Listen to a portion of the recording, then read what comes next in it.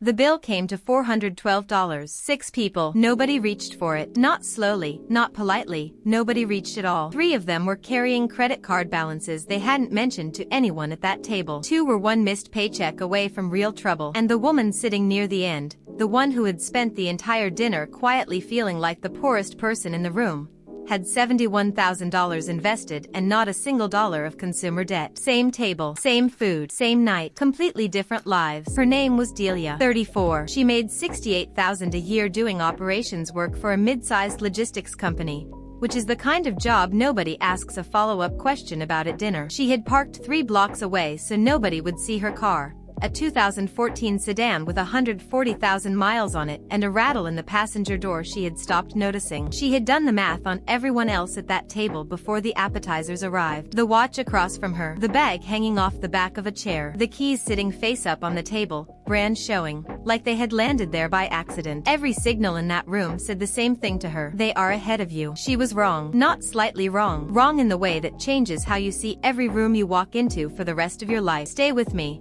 Because the thing that separated Delia from the people at that table wasn't income. 4 of them out-earned her. It wasn't luck, or an inheritance, or some clever move nobody told her about. It was something much stranger, and much simpler, and once you can see it, you cannot go back to not seeing it. You will start noticing it at weddings, at work, in the comments under people's vacation photos. The reason isn't what you think. Here's what nobody explains before you need to know it. Wealth is invisible and debt is loud. That's the entire mechanism. Everything else is commentary. Think about what you can actually observe about another human being's finances. You can see what they spend. That's it. That's the complete list. You can see the car in the driveway, the renovation, the trip, the shoes, the bottle they ordered. And spending, this is the part that takes people a decade to absorb, is the one signal that tells you nothing about what someone owns. A person spending $40,000 a year on visible things could have $500,000 invested, or they could have negative $12,000 and a payment plan. From the outside, both look identical. They order the same appetizer. You have been reading a signal that carries no information, and you have been reading it about yourself. Sit with that for a second. The Federal Reserve Survey of Consumer Finances has shown the same uncomfortable pattern for decades now. American households carry enormous variation in net worth even within the same income band. 2 families making the same money can end up separated by hundreds of thousands of dollars. Not because one worked harder, because of what happened to the gap between what came in and what went out, and whether anyone ever told them that the gap was the actual product. Delia didn't know any of this at that table. She just knew she felt small. And here's where it turns, because the person she envied most that night was a man named Roan. Roan was 38, in commercial real estate, and he had the easy confidence of somebody who has never had a card declined in public. He drove a leased German SUV that cost him $740 a month. He talked about a place in Scottsdale he was thinking about. He picked the restaurant. He suggested the second bottle. When Delia thought about what a successful 38-year-old looked like, she was, without knowing it, thinking of Roan. Roan made $142,000 a year. He also had $19,000 in revolving credit card debt at 23%, a car payment he had rolled negative equity into twice, and a 401k with $11,000 in it because he had cashed it out during a job change 4 years earlier and never restarted the contribution. His net worth, honestly calculated, was somewhere around negative $6,000. He was not a fool. He was not reckless. He was doing exactly what every incentive around him rewarded. Every raise arrived, and something slightly better arrived with it, and nobody ever sat him down and said the raise was supposed to be the point, not the down payment on a larger life. That's not a discipline problem. It's a sequencing problem. The money showed up and the plan didn't, and sequencing problems are completely invisible until somebody names them out loud. He looked like the winner at that table. He was the person at that table in the most danger. Now watch what that does to everyone else in the room. Because a table like that isn't 6 people making independent choices. It's a feedback loop. Roan orders the second bottle, and now the ceiling for the evening moves. The woman who was going to have 1 drink has 2. The guy who was going to skip the appetizer doesn't want to be the person who skipped. Nobody says anything. Nobody has to. The table quietly agrees to spend at the level of whoever is most comfortable spending. And whoever is most comfortable spending is very often the person with the least underneath them. That's the second thing nobody tells you. Your spending level is not set by your income. It's set by your reference group. And your reference group did not consent to being responsible for your retirement. Delia felt that pressure all night and read it as her own inadequacy. It wasn't. It was arithmetic happening to her from the outside. Here's the part everyone misses. There's a woman I want to tell you about. Call her Suni. 41, a school administrator making $79,000. She was at a version of that table 2 years earlier.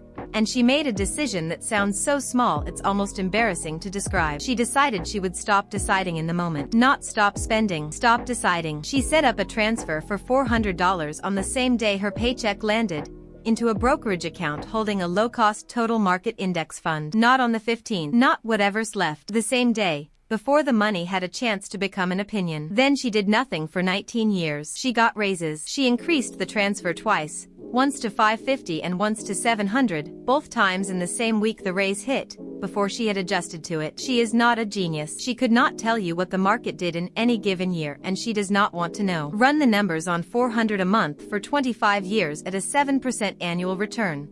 And you land somewhere around $320,000. Push it to $700 a month, and you cross $500,000. Suni contributed a bit over $140,000 of her own money across those years. The rest of it was not her. The rest of it was time doing the work while she was in staff meetings and grocery stores, and forgetting the account existed. That is the whole trick. There's no second half to it. The people quietly building wealth are not making better decisions than you every day. They made one decision, once, and then removed themselves from the process. You cannot out-discipline a system that asks you to choose 400 times a month. Nobody can. That's not weakness, that's design. The only winning move is to not be asked. And it gets stranger, because there's a cost hiding inside every ordinary purchase that almost nobody prices correctly. We compare things to their alternatives. $60 for the shoes versus $35 for the other shoes. $740 a month for the SUV versus $400 for the sensible one. That comparison feels rigorous. It feels like being careful with money. It is completely, catastrophically the wrong frame. Every dollar you spend isn't competing with a cheaper version of that thing. It's competing with the version of you who is 59 and doesn't have to go in on Monday. Take Roan's car. The gap between his lease and a reliable used sedan he owned outright is roughly $450 a month. Put $450 a month into a broad index fund for 30 years at 7% and you're looking at something in the neighborhood of $550,000. That's the real price tag on that car. Not $740 a month. $500,000 and about 4 years of freedom, paid in monthly installments, in exchange for a slightly better feeling in traffic and a signal at a dinner table that nobody at that table is going to remember. Read that again slowly, because the number doesn't feel real the first time. He's not buying a car. He's buying an early 60s he'll have to work through. There's a man I think about, Pharaoh, 62 now, retired for a year, who spent his whole career as a municipal water systems technician. Peak salary $66,000. He drove trucks until they died. He bought one house in 1997 and paid it off in 2019 and never moved. He put money into his employer's plan from the first paycheck because his father told him to, and he understood roughly nothing about how it worked for the first 15 years. He retired with a paid-off house and a little over $800,000. His neighbor, same street, same size house, earned nearly double Pharaoh's income for most of those years. That neighbor is 63 and still working, because the money kept arriving and kept leaving, and the gap between the two of them was never about earning. The gap does all the work, not the income. The gap. If this is landing, subscribe. This channel breaks down the real numbers behind ordinary lives every week. Now, the next part is the one that separates the people who talk about money from the ones who quietly build it. Because here's what happened when the check hit that table. $412. And the thing Delia noticed, in a moment she describes as genuinely disorienting, was the silence. 6 adults, and a kind of collective interest in phones. Roan, who had ordered the second bottle and picked the restaurant, said something about splitting it and then didn't move. The woman with the bag made a small joke about being broke this month that everybody laughed at and nobody examined. Delia put her card down. Not because she was generous, because she was the only person at that table for whom $412 was not an event. That's what it actually feels like. Not a yacht, not a corner office. It feels like a bill landing and your body not reacting to it. And in that moment, the whole room inverted for her. The watch across from her was on a card. The keys on the table were a lease. The confidence she had been reading as wealth was, in most cases at that table, a payment plan with a person attached to it. Meanwhile, her rattling sedan parked 3 blocks away,